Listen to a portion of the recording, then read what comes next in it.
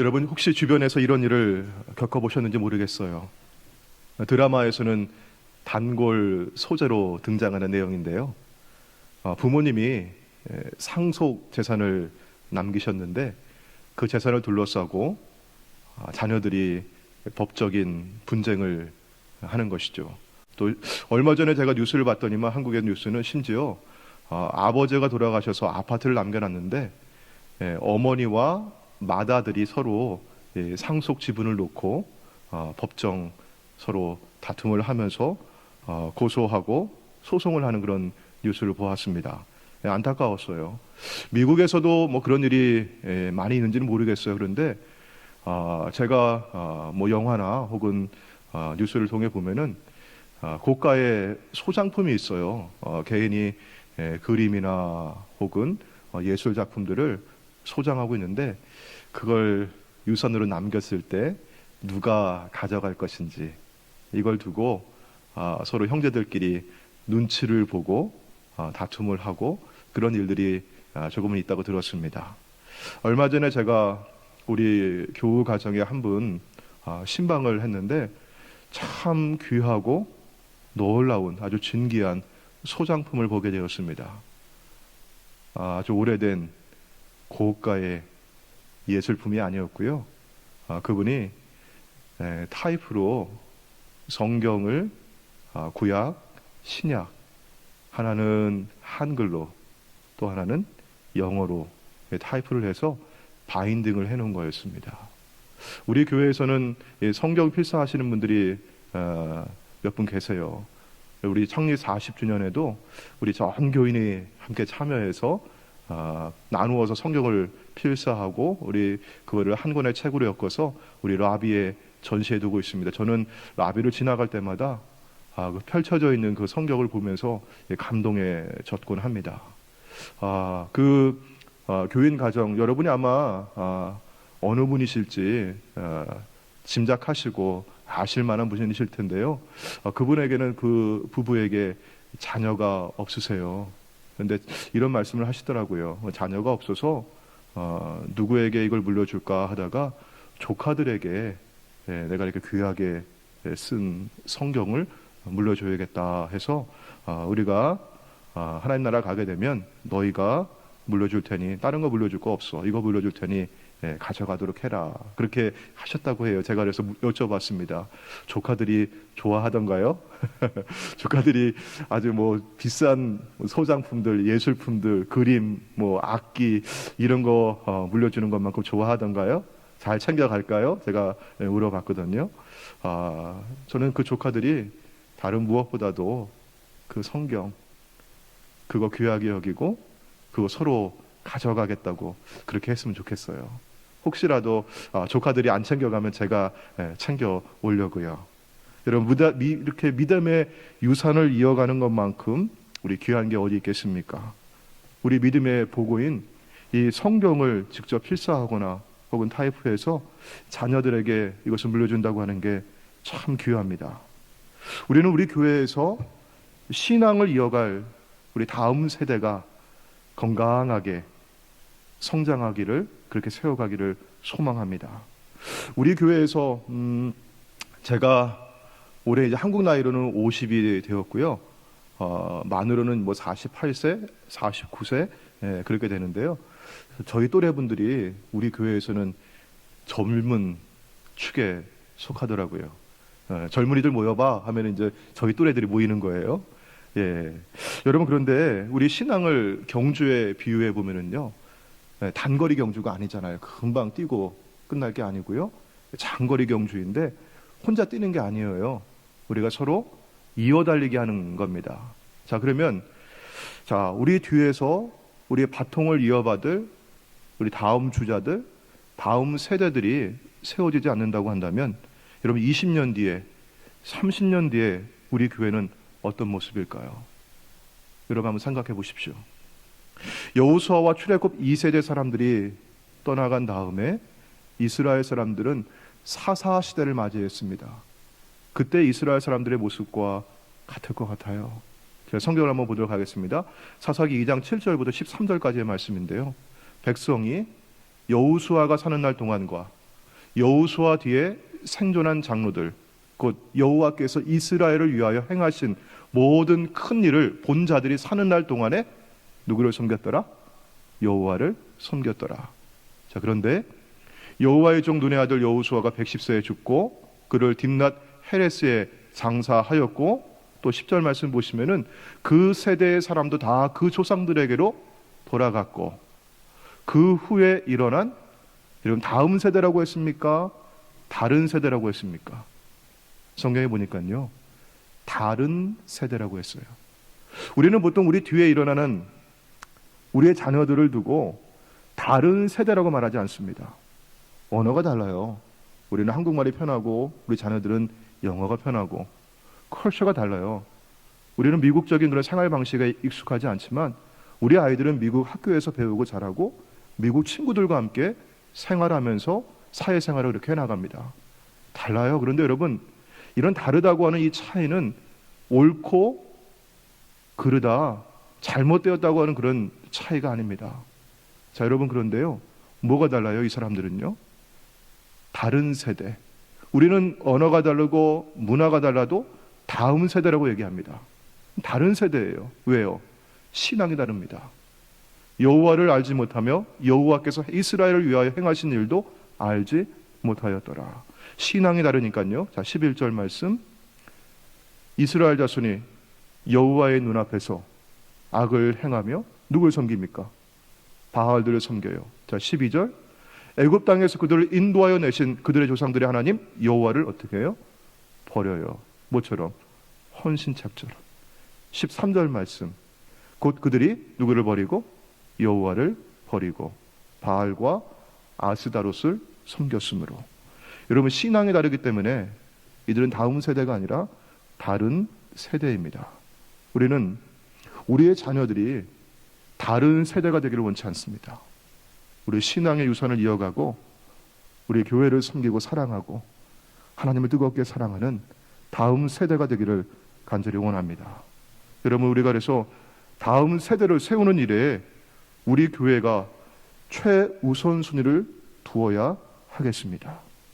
우리 성도님들이 다음 세대를 세우는, 우리의 자녀들, 젊은 세대를 세워가는 일 가운데 늘 기도해 주시고 또 물심양면으로 사역을 지원해 주시기를 주의 이름으로 부탁을 드립니다.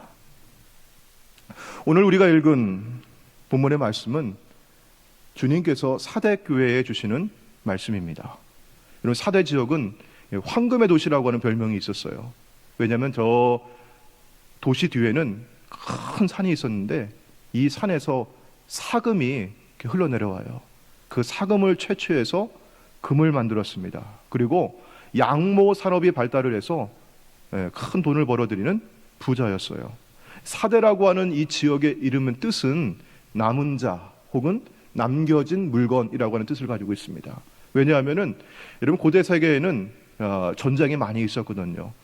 주변에 전쟁이 일어나면서 주변 지역들이 힘이 센 자들이 정복을 하고 다스릴 때에도 이 사대 지역만큼은 정복하지 못하고 남겨져 있었습니다. 왜냐하면 말씀드렸듯이 사대 지역에는 뒤편에는 큰 산이 있어요. 이 산을 넘어오는 게 쉽지 않습니다. 또 앞에는 큰 강이 흘러가고 있습니다. 강을 건너, 물을 건너 침략해 오는 게 어려워요. 그렇게 산을 넘고 와도, 강을 건너 와도요, 이 사대는 해발 800피트의 높은 언덕에 있기 때문에 그 언덕을 또 올라와야 되고, 이 도시에 들어서기 위해서는 아주 좁은 입구를 통과해 와야 합니다. 죽음의 계곡과 같아요. 그 입구에 들어서도 어떻게 해요? 공격을 받아서 함부로 들어올 수가 없습니다. 그러니까 사대는 정복되지 않는 곳이었습니다. 사람들이 돈이 많아요. 금이 있고 또 약물을 수출을 해서 돈을 벌어들이고, 그리고 침략을 당하지 않으니까 늘 평화롭고 편안해요. 자, 그러니까 이 사람들이 돈은 있고 몸은 편하고, 그러니까 뭐합니까? 연애를 즐겨요. 잔치를 벌여가지고 사람들끼리 모여가지고 술을 마시고 즐겁게 오락을 하고 놀고 유흥하고 쾌락을 즐기는데 익숙한 곳이었습니다. 자, 그러니까 여러분, 예수님을 그리스도로 전하는 이 신앙이 들어가서 자리를 잡기까지 얼마나 어려웠겠어요. 부족함이 없잖아요. 먹고 사는데 모자라는 게 없잖아요. 또 전쟁에 그런 공포가 없잖아요. 그냥 지금 이대로 즐기며 사는 게 그게 최선이에요. 좋은 거예요. 그러니까 복음을 받아들일 만한 그런 낯이 안 되거든요. 그래도 이곳에 복음이 심어졌고요. 그리고 처음 교회가 세워질 때 여러분 얼마나 많은 분들이 피를 흘렸습니까? 순교자의 피가 있는 교회였어요. 자, 그런데 이 교회가 역사에서 어떤 명성을 떨치게 되는 그런 시기가 있었습니다. 그때가 언제냐면 한 2세기경이었습니다. 이 사대 교회를 담임하고 사역했던 멜리톤이라고 하는 목사 감독이 심무할 때입니다. 이 멜리톤 감독은 성서를 주석하는 데 굉장히 능한 분이었어요. 성경을 잘 해석하고 주석하고 설교하고, 그리고 참 귀한 변증가였습니다.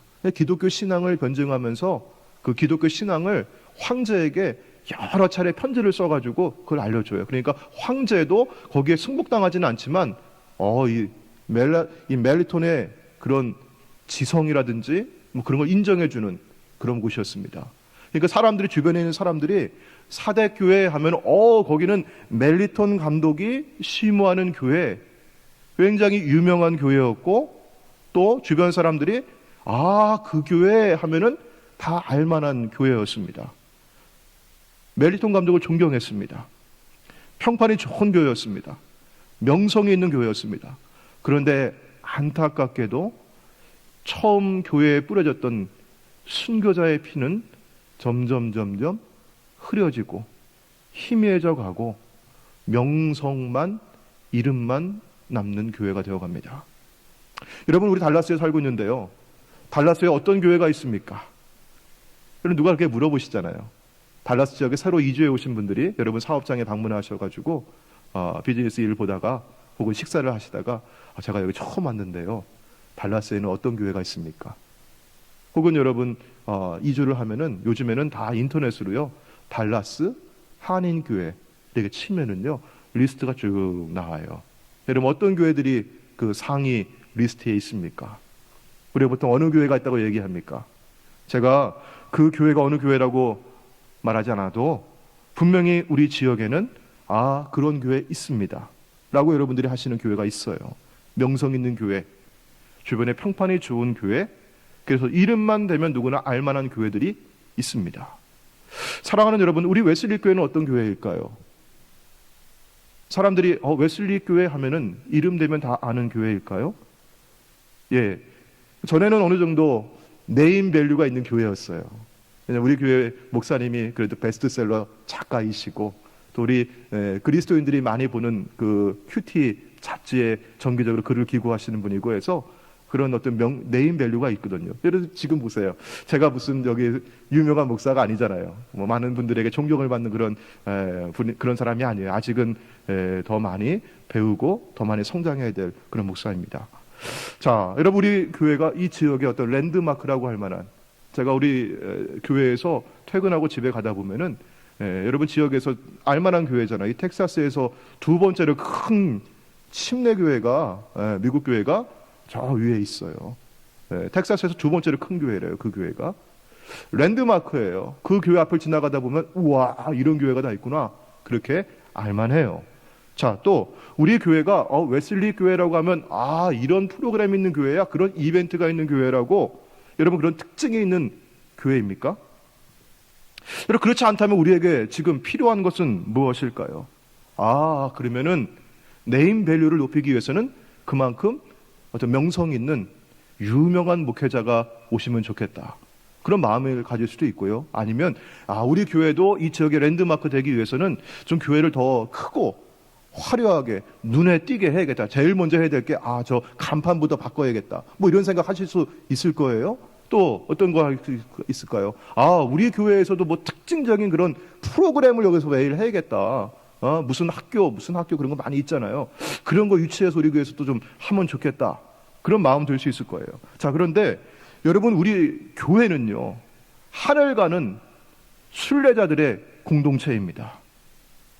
교회는 성도에게, 여러분, 하늘 가는 순례자들의 그런 공동체예요. 교회와 성도에게 정작 중요한 것은 무엇일까요? 교회라고 하는 이름과 명성과 평판일까요? 아니면 교회의 본질과 사명일까요? 오늘 본문의 말씀 가운데 사대교회 하시는 주님의 말씀을 한번 들어보시길 바랍니다. 자, 우리 1절 말씀을 같이 보도록 할게요.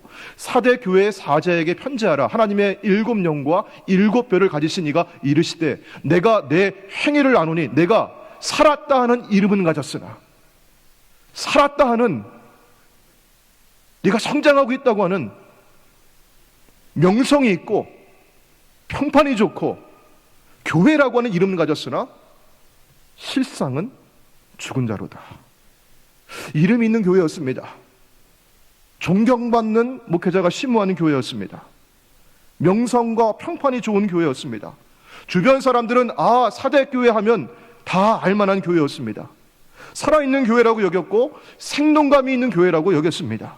그러나 주님은 내가 죽은 자로다 말씀하십니다. 여러분, 우리가 생각하는 미국 교회들, 우리가 연애를 하면요 한 10몇 개 교회가 1년에 사라집니다. 그런 죽은 교회의 모습이 아니에요. 여러분, 죽은 교회 어떤 모습일까요? 교회 건물은 오래된 건물이 있어요. 그런데 관리가 안 돼가지고 아주 큰, 아주 고풍스러운 건물인데 관리가 안 돼서 어떻게 해요? 창문이 깨져 있고 거미줄이 쳐져 있고 여기저기 낙서가 되어 있고, 근데 누구 하나 그걸 관리를 못해요. 왜? 예배당에 들어가 보니까 주일에 예배당에 누가 앉아 있어요? 교인들 몇 명 없어요. 뜨문뜨문 앉아 있는데 다 흰머리에 노인들만 앉아 있어요. 찬송을 불러도 힘이 없어요. 이런 그런 교회의 모습이 우리는 보통 죽은 교회, 죽어가는 교회라고 생각을 해요. 그런데 사대교회는 그런 교회의 모습이 아니에요. 살아있다고 하는 이름이 있었어요. 사람들은 다 그 교회가 살아있다고 여겼어요. 명목상으로는 겉으로는 살아있는 교회였으나 잘 되고 있다고 인상을 주고 있었으나 주님이 보실 때에는 죽은 자라고라 그렇게 말씀을 하세요. 여러분, 산 교회와 죽은 교회의 차이가 뭘까요? 여러분, 어떤 사람을 두고 살아있는 사람이라고 얘기하고 어떤 사람을 두고 죽어있는 사람이라고 얘기하나요? 그 차이가 뭡니까? 좋은 옷을 입혀놨어요. 그리고 그 사람의 요 앞에다가는 명찰을 달아놨어요. 그 사람의 신분, 주의, 이 사람 귀족 아무개, 시장 아무개, 메이어 아무개, 이름을 달아놨어요. 꽃으로 그 사람 주변을 다 장식을 해놨어요. 모여온 사람들도 다 가버너, 또 어느 회사의 사장, 존경받는 사람들 다 그 앞에 모여 있어요. 이 광경이 뭡니까? 장례식이에요. 이건 뭡니까? 다 갖추어져 있어요. 좋은 옷을 입혀놨어요. 꽃으로 주변을 아름답게 다 꾸며놨어요. 명성과 명예와 신분을 드러내는 그런 이름을 거기 앞에 있어요. 주변에 모여있는 사람들 다 그런 사람들이에요. 근데 그럼 뭐가 없습니까? 다 있어도 뭐가 없으면요? 생명이 없으면 죽은 사람이에요. 산 사람이 아니에요. 다 있어도, 다 갖추었어도. 교회가 다 갖추어져 있어요. 화려하고 근사한 건물도 있어요. 좋은 프로그램들도 많이 합니다. 이벤트가 많이 있어요. 사람들도 모여와요. 모여오는 사람들이 그냥 보통 사람들이 아니에요. 지위가 있는 사람들이고 재산도 있는 사람들이고 학력도 좋은 사람들이고 사람들이 많이 모여와 있어요. 근데 여러분, 뭐가 없으면요? 생명이 없으면, 하늘 가는 순례자인 교회와 성도들에게 중요한 것은 무엇입니까? 여러분, 명성입니까? 이름입니까? 아니면 생명입니까? 겉모양입니까? 아니면 속 중심입니까? 경건의 모양입니까? 경건의 능력입니까? 요즘 새벽 기도회마다 산상수훈의 말씀을 나누고 있는데요, 얼마나 큰 도전이 되는지 모르겠어요. 예수님은 옛사람은 너희에게 이렇게 말하였지만 나는 너희에게 이렇게 말한다, 그렇게 말씀하셔요. 주님이 그러면서 뭔가를 들춰내기를 원하셔요. 주님이 깨우쳐 주시기를 원하셔요. 뭡니까, 여러분? 겉으로 깨끗한 척하고 겉으로 경건한 척하여도 그 겉모습 뒤에 감추어져 있는 속마음을 들춰 보여주시는 거예요. 여러분, 이 속마음, 여기에서 더러운 것이 나옵니다. 겉모습은 아무리 손을 깨끗이 닦고 아무리 깨끗한 옷을 입고 있어도 여러분, 이 속마음에서 더러운 것이 나와요.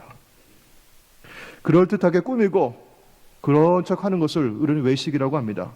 위선입니다. 그러나 주님은 불꽃 같은 눈동자로 우리의 중심을 살피시는 주님입니다. 자, 주님은 이렇게 말씀하세요. 누가복음 12장에 있는 말씀입니다. 예수께서 먼저 제자들에게 말씀하여 이르시되 바리새인들의 누룩 곧 외식을 주의하라. 겉모습 꾸미는 것, 그거 주의하라는 거예요. 왜? 감추인 것이 드러나지 않을 것이 없고 숨긴 것이 알려지지 않을 것이 없나니. 아무리 우리가 숨기고 감추고 겉으로 그럴듯한 모습으로 우리가 프리텐드 해도 주님의 눈앞에는 감추일 것이 없고요, 숨길 것이 없습니다. 사랑하는 여러분, 겉모습으로 신앙생활 하시겠습니까? 아니면 속사람으로 신앙생활 하시겠습니까? 참 슬프고 안타까운 것은 사대교회가 순교자의 피가 흐려지면서 겉모습은 명성이 있고 살았다고는 이름은 있는데 그 속이 거의 다 죽게 되었다고 하는 거예요. 하지만 여러분, 우리 2절 말씀 보도록 할까요? 너는 일깨어 그 남은 바 죽게 된 것을 굳건하게 하라.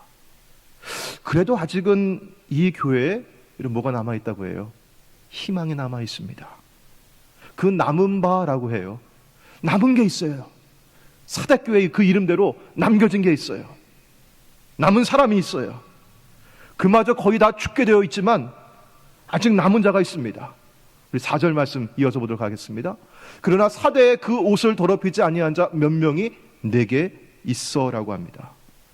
황금의 도시, 난공불락의 도시, 돈이 많고 편안하고 신앙도 겉으로는 교양이 있고 체면 차리고 명성이 있으나 생명을 잃어가는 그 교회였는데요. 그러나 이 사대교회에도 그 옷을 더럽히지 아니한 남겨진 자가 몇 명 있다고 합니다. 여러분, 지난 월요일부터 우리 내일 25일까지 기독교 연합을 위한 기도 주간이에요. 여러분, 이 연합이라고 하는 말이 얼마나 귀한지 몰라요. 연합, 연대. 왜냐하면 내가 혼자가 아니라고 하는 그 사실이 참 위로가 되고 힘이 됩니다. 여러분, 혼자 남겨져 있다고 하는 그 사실이 얼마나 사람을 외롭게 하고 낙심하게 합니까? 무섭잖아요, 혼자 남아있다고 하면요.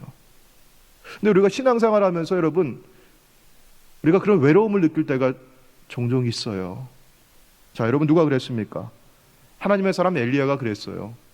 우리 엘리야의 고백을 한번 보도록 할까요? 열왕기상 19장 10절 말씀. 내가 만군의 하나님 여호와께 열심히 유별하오니 이는 이스라엘 자손이 주의 언약을 버리고 주의 제단을 헐어버리며 칼로 주의 선지자를 다 죽였음입니다. 하나님 다 떠났습니다. 하나님 다 등졌습니다. 그러나 오직 나만 남았어요. 하나님, 주위를 둘러봐도 희망이 없어요. 주님, 다 주님 버리고 다 주님 등지고 다 그렇게 살아가요. 주님, 나만 남았어요. 이게 엘리야의 낙심이었어요. 주위를 둘러봐도 하나님을 향한 마음을 볼 수가 없었어요. 그들이 내 생명마저 찾아 빼앗으려 합니다. 나마저 죽이려고 합니다. 주님, 이때 하나님은요, 엘리야에게 그렇지 않다고 말씀하십니다. 나만 남아있다고, 나 혼자뿐이라고 그렇게 말하는 엘리야에게 내가 이스라엘 가운데 7,000명을 남겼다. 이들은 다 바알에게 무릎을 꿇지 아니하고 다 바알에게 입맞추지 아니한 자니라. 우리는 가끔 하나님 나만 남아있어요, 나만 제대로 믿는 것 같아요, 우리가 그렇게 생각할 때 있는데요, 하나님 그렇지 않다고 해요. 남겨진 자가 있어요. 남겨진 뭐가 있다는 겁니까? 생명의 불씨들이 있습니다. 혼자가 아닙니다. 여기 사대교회 비록 소수이지만 하나님이 남기신 사람들이 있어요. 그 옷을 더럽히지 아니하고 현실과 타협하지 아니하고 순결한 주의 백성들이 남아 있습니다. 그래서 교회는 아직 희망이 있습니다. 여러분, 꺼져가는 생명의 불씨를 살리기 위해서는 어떻게 해야 할까요? 여러분, 생명의 불씨는 누가 남겨줬습니까? 하나님이 남겨주신 거예요. 그럼 누가 하셔야 되겠습니까? 하나님께서 하실 일이 있어요. 그리고 그 다음에 우리가 할 일이 있습니다. 저는 어른이 되어서도 이 불장난하는 걸 좋아해요. 그래서 제가 달라스 오기 전에는 웨이크에서는 레이크 근처에 살고 있어가지고 아이들하고 주말이 되면은 교회 애들 모아가지고 레이크 가서 애들 데리고 놀았어요. 그리고 저녁이 되면은 그 나무가 많이 있었거든요. 그리고 나무 이렇게 주워다가 불 펴가지고 불장난하고 애들이 너무 좋아해요. 불장난하면요. 예, 거기서 고기도 구워 먹고 감자도 구워 먹고 고구마도 구워 먹고 또 애들 이거 뭐 하는 거 있잖아요. 그런 거 해 먹고 예, 그리고 지냈어요. 근데 이 불씨가 이게 불이 꺼져가면요, 그 너무 아쉬워요. 애들 집에 가는 게 싫어해요. 너무 아쉬워해요. 그러면 그때 어떻게 해요? 또 애들이 나무를 또 주워와요. 아, 목사님 더 있어요, 더 있어요. 나무 막 주워와요.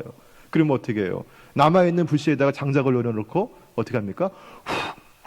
아이고 침이 튀겼네. 이렇게 뭘 합니까? 바람을 불어요. 바람을. 예. 그러면은 그 불씨가 살아나가지고 장작에 불이 붙습니다. 여러분, 바람이 불어와야 되거든요. 누가 하실 일입니까? 성령님께서, 하나님께서 교회의 바람을 불어넣어 주셔야 돼요. 자, 여러분, 교회도 사람처럼 이 생명의 주기가 있어요. 라이프 사이클이라고 하죠. 여러분, 제가 준비한 그림이 있는데 우리 화면으로 다 나가고 있죠? 우리 가정에서도요. 자, 사람들이 이렇게 나고 자라고 성장하고 어느 절정기를 지나잖아요. 예. 우리 뭐 저하고 여기 김진영 권사님, 뭐 우리 최재성 권사님, 아마 우리가 절정기 지금 지났나요? 우리 지금 벌써? 예. 아니면 우리가 절정기든지, 예, 뭐 그럴 것 같아요. 우리 인생을 우리가 볼 때는. 자, 교회도 그래요. 보니까요. 교회도 이렇게 성장할 때가 있어요. 쫙 올라갈 때가 있는데 어느 순간에 이 교회가 여러분 어떻게 됩니까? 어느 시기부터 이걸 잃지 말아야 한다. 사람이 절정이 지나고 나면요, 어떤 생각이 드냐면은 내가 지금 쌓아놓은 거, 내가 지금 가지고 있는 거, 이 젊음 내가 잃지 말아야 한다라고 하는 그런 생각이 듭니다. 우리 교회가 지금껏 쌓아왔던 거, 이거 잃지 말아야 한다. 뭐 해야 한다? 유지해야 한다고 하는 관리 모드로 들어갑니다. 메인테넌스라고 하죠. 관리해야 된다. 이거 지켜야 한다고 하는 거예요. 이때는 그래도 황색불입니다. 아직 그렇게 심각하진 않아요. 네. 위기가 오는데 그 위기는 뭐냐면요, 컨트롤이에요. 통제하려고 해요.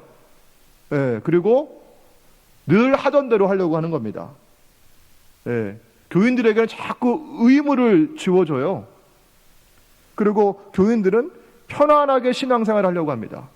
뭔가 도전해보고 리스크 테이킹하고 뭔가 외부의 사람들에게로 나아가려고 하지 않고 그냥 우리끼리 좋으면 돼요. 프로그램 참 좋은 프로그램들 많이 해요. 누구를 위해서? 기존의 교인들을 위해서. 자, 여러분, 그런데 거기서 조금만 더 내려가면 뭐가 됩니까?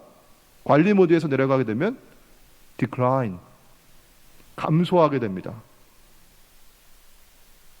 적색불로 바뀌게 되죠. 생명을 잃어갑니다. 그러면 어떻게? 교인은 떠나가고 여기저기서 문제가 생기기 시작을 해요. 그러면 여러분 어떻게 해야 돼요? 문제가 생기면 같이 기도하고 의논하고 같이 대화하면서 해결해야 되는데 그렇지 않아요. 가장 손쉬운 방법을 택합니다. 그건 뭡니까, 여러분? 블레임입니다. 서로 비난해요. 그러면 이때 목사는 뭐가 됩니까? 공무원처럼 되는 겁니다. 공무원들은 뭐예요? 늘 변명하고 늘 뭐예요? 책임을 회피하고, 그렇게 공무원의 그런 자세 아닙니까? 책임지려고 하지 않고. 왜? 자꾸 비난하니까. 그 위기는 뭐예요? 블레임이에요. 변하려고 하지를 않습니다. 옛날이 좋았지, 그렇게 얘기하죠. 아, 우리 교회는 갈랜드 시절이 좋았지. 그런 얘기 하는 겁니다. 교인이 줄어들고요. 임원은 어떻게 합니까? 늘 했던 사람들이 돌려막기 하는 겁니다. 그게 리사이클 리더십이에요. 그게 여기 지금 여러분 조그만 글씨라서 잘 안 보이실 텐데 그런 게 있어요. 이게 라이프 사이클이 그래요. 여러분, 이때 교회의 생명을 살려내는 게 너무나 어렵습니다. 거의 불가능해요. 우리 힘과 능력으로는 할 수가 없어요. 여러분, 주님의 교회입니다. 누가 하셔야 될까요? 주님이 하셔야 되거든요. 그래서 우리는 여러분 뭐 해야 될까요? 주님께 기도해야 합니다. 주님, 성령의 바람을 불어넣어 주십시오. 처음 교회에 임하셨던 그 성령을 우리에게 불어주십시오. 자, 두 번째는요, 우리가 해야 할 일이 있습니다. 지난 42년간 우리 교회를 정말 사랑하고 헌신해 오셨던 여러분에게는 이런 말씀 드리는 게 참 죄송합니다. 제가 진단하는 우리 교회의 상태는 여러분 어디에 있을까요? 우리 도표를 제가 하나 더 보도록 할게요. 자, 아까 똑같은 그런 사이클이에요. 그런데 그런 사이클에서 정점에서 더 올라갈 수 있느냐, 내려올 때 그때 바로 더 올라갈 수 있느냐, 디클라이닝 할 때 어떻게 올라갈 수 있느냐, 마지막에 수준은 뭐냐, dying이에요. dying에서 올라가는 거는 impossible, 불가능입니다. 죽은 다음에 올라가는 건요, 이미 교인들 다 떠나고 그때는 어떻게 교회 문 꽝꽝 닫고 새로 개척하는 거예요. 그건요. 여러분, 우리 교회는, 제가 진단하는 우리 교회는 어디에 있느냐면요, 여기 디클라이닝. 근데 여러분, 디클라이닝 할 때 갈림길에 저는 있다고 봅니다. 그 빨간 원이 보이시죠? 갈림길에 있어요. 더 내려갈 수도 있어요. 어쩌면요. 아니면 뭐 할 수 있어요? 우리는요, 다시 우리는 올라갈 수 있어요. 아직은 희망이 있어요. 우리가 기도하면서 성령님의 바람이 우리에게 불어오고 주님 우리 교회를 살려주시려고 하고요, 우리 성도들이가 해야 할 일이 있어요. 여기에서는요, 뭐라고 진단합니까? 여기 디클라인에 반응하는 건 뭡니까? 교인들이 리컨스트럭트, 리스트럭처, 다시 세우는 거예요. 리스트럭처, 구조를 바꾸는 겁니다. 그래서 여러분, 제가 우리 교회 임원도 그 구성을 바꿔요. 부서 명칭도 바꾸고 이런 식으로요. 속회도 재구성하려고 하고요, 속회 인도자와 속장들도 좀 바꾸려고 하는 거예요. 예배 순서도 처음에 대면 예배 재개하면서 조금 바꿨어요. 많이 바꾼 건 아니지만 변화하려고 뭐 하는 겁니까? 리스트럭처하려고 몸부림치는 거예요. 애쓰는 거예요. 하던 대로 그냥 하면 안 된다는 얘기예요. 지금 이게 구조를 바꿔야 돼요. 그런데 여러분, 부서 이름을 바꾸고요, 뭘 바꿔도요, 돌려막기 하게 되는 거예요. 그게 메인테넌스예요. 그게 옛날에 이거 했던 사람이 부서 이름 바꿔가 저거 하는 거예요. 그냥 부서 이름만 바뀌는 거예요. 속회 이름만 바뀌는 거예요. 그냥 중요한 것은 여러분 뭐예요? 우리가 지금 필요한 것은 뭡니까? 사람이 바뀌어야 되는 거예요. 사람이 바뀌어야 돼요. 사람이. 그러면 여러분 뭐예요? 당신은 이전까지 이거 해왔으니까 이제 그만두세요. 이거 하지 마세요. 이제는 새로운 사람 세우겠습니다. 꼭 그게 아니라는 얘기입니다. 여러분 뭐예요? 겉모습이 아니라, 경건의 모양이 아니라, 이름과 명성이 아니라, 여러분 뭡니까? 권사라고 하는 타이틀이 문제가 아니라, 내가 이 교회에서 30년 동안 섬겨왔다는 그 횟수가 문제가 아니라, 여러분 뭐예요? 우리 생명이 있느냐, 속사람이 달라져야 된다는 얘기입니다. 그 말씀을 오늘 말씀 가운데 뭐라고 얘기합니까? 우리 2절 말씀에 너는 일깨어라, 깨어나라, 일어나라, 속사람이 달라지라는 얘기입니다. 명성은 있는 교회입니다. 살았다는 이름은 있습니다. 헌신도 있어요. 능력도 있어요. 깨어나라. 그 남은 바 죽게 된 것을 굳건하게 하라. 사랑하는 성도 여러분, 깨어 일어나야 합니다. 이 4대 지역은 정말 난공불락의 요새였어요. 그런데 여러분, 이 난공불락의 요새가 무너집니다. 결국은요, 어떻게 무너집니까? 파수꾼이 졸았어요. 성벽을 방비하던 파수꾼이 성곽 위에서 투구를 쓰고 있는데, 여러분 지금도 여러분 군대에서 모자 이거 잊어먹으면 큰일 나잖아요. 여러분 투구가 떨어진 거예요. 졸다가 꾸벅꾸벅 졸다 떨어진 거예요. 그런데 여러분 그 투구를 어떻게 혼나니까 주스러 가야 되잖아요. 그런데 어디로 갔습니까? 개구멍으로 간 거예요. 개구멍으로. 적군이 그걸 연탐하고 있다가 보니까 뭐가 있어요? 거기 개구멍이 있는 거예요. 그래가지고요, 그리로 들어가서 이 4대 이 난공불락의 요새를 정복합니다. 여러분, 우리가 잠들면 안 돼요. 개구멍이라도 뭔가 구멍이 생기면요, 사단은 그 틈을 비집고 들어와서 우는 사자같이 삼키려고 합니다. 공격을 해요. 사랑하는 성도 여러분, 일깨어야 합니다. 정신 차려야 합니다. 그래서 오늘 히브리서에 있는 말씀과 같이 피곤한 손과 연약한 무릎을 일으켜 세워야 합니다. 우리 교인들을 만나면서 대부분 다들 예, 목사님 우리 열심히 하면 됩니다. 우리 할 수 있습니다. 목사님 써주세요. 불러주시기만 하면 제가 하겠습니다. 저 너무 감사해요. 그런 분들이 너무 아니겠어요? 그런데 가끔은 목사님 이제 일어설 힘이 없어요. 너무 지쳤어요. 힘들어요. 좀 쉬고 싶어요. 그런 말씀하시는 분들이 가끔은 계세요. 여러분, 그럴 땐 저는 안타까운 마음 가지고 기도해요. 하나님, 이분이 피곤한 손에 하나님 힘을 주세요. 그 연약한 무릎에 하나님 강건함을 주세요. 하나님 이렇게 세우시고 하나님 정신 차리고 하나님 앞에 나가게 해주세요. 사랑하는 여러분, 새벽 기도회로 쉬고 계신 분이 계시거든 다시 일어나시길 바랍니다. 성경 공부를 쉬고 계신 중단하신 분들이 계시다면 다시 성경을 부여잡길 바랍니다. 봉사와 헌신을 내려놓으신 분이 계시다면 다시 봉사의 자리로 나아가시길 바랍니다. 그렇지 않으면 여러분 어떻게 될까요? 3절 말씀에 그러므로 내가 어떻게 받았으며 어떻게 들었는지 생각하고 지켜 회개하라. 만일 일깨우지 아니하면 주님이 도둑같이 임하신대요. 그 주님 앞에 내가 잠들어 있는데 주님 오실 줄은 몰라요. 여러분, 주님께 무엇을 받고 여러분 어떻게 들었습니까? 그것을 다시 생각하여 지켜 회개하시길 바랍니다. 처음 사랑을 잃어버린 분이 계시다고 한다면 내가 어디에서 떨어졌는지, 내가 어디에서 내가 실족했는지, 내가 어디에서 내가 마음이 식었는지, 내가 어떻게 해서 이 사랑이 변했는지, 주님은 지금도 한결같이 지금도 주님은 여러분을 사랑해 하시는데, 나를 그렇게 사랑해 주시는데 내가 마음이 어디서 이렇게 식었는지 여러분 돌아보시고 생각하시고 내가 받은 거 지켜 회개하시길 바랍니다. 알면서도 자꾸 어긋나가는 분이 계시다면 여러분 잘못된 길에서 돌이키시길 바랍니다. 빨리 회개하십시오. 그렇게 해야 합니다. 왜냐하면 아직까지 교회가 세상에 희망이기 때문입니다. 아직까지 교회가 그래도 세상에 남겨져 있는 자이기 때문입니다.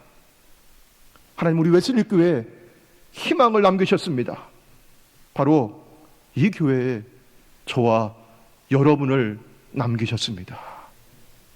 오늘 주님의 말씀 가운데 일어나시길 바랍니다. 기도하겠습니다. 주님, 저희들이 일깨어 일어나게 하여 주옵소서. 성령님 우리 가운데 바람을 불어넣어 주옵소서. 역사하여 주옵소서. 성령의 바람에 우리가 춤을 추며 일어나게 하여 주옵소서. 오 주님, 우리의 연약한 무릎에 힘을 주시옵시고 지치고 상한 우리의 손에 능력을 부어 주옵소서. 하나님, 쉬고 싶은 마음 가운데 하나님 다시 한번 사랑의 불꽃을 태워 주옵소서. 일어나겠습니다. 주님, 일어나겠습니다. 주의 손을 붙잡고 일어나겠습니다. 저희들을 사용하여 주옵소서. 세상이 희망이 되게 하여 주옵소서. 썩어져가는 세상에 소금이 되게 하여 주옵소서. 어두워져가는 세상에 빛이 되게 하여 주옵소서. 예수님의 이름으로 기도하옵나이다. 아멘.